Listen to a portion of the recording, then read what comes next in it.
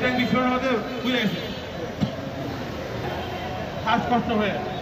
আর একটা কি বিভিন্ন জায়গায় কাজ করে থাকেন, কাজের ক্ষেত্রে দেখা যায় যে আমরা ফায়ার সার্ভিসের লোক, আমরা আগুন নিভাই না। আগুন নিভানোটা কি ঝুঁকিপূর্ণ না? এই 3 জন লোক গিয়ে এসে দেখেন পড়ে রয়েছে, এই যে বাস আস্তর করবো কিন্তু পারতেছে না। কিন্তু দেখা যায় যে এই সেফটি ট্যাঙ্কে নেমে একই সাথে 2 জন 3 জন। আমরা একটু কথা বলবো আপনার সাথে, একটু যদি আপনার প্রশিক্ষণ পান। এই যত বিল্ডিং যাই দেখি আমরা, এগুলো তো আপনারাই বানান নাকি? তো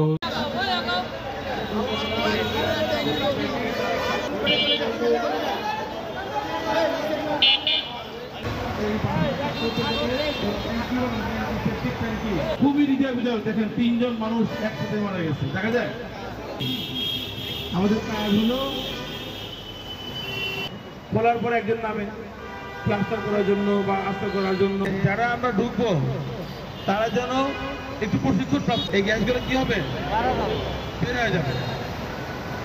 একদিন যদি না হয়, কাজ শুরু করার 2-3 ঘন্টা আগে খুলে দিবে, বিস্ফোরণ হয়ে যাবে।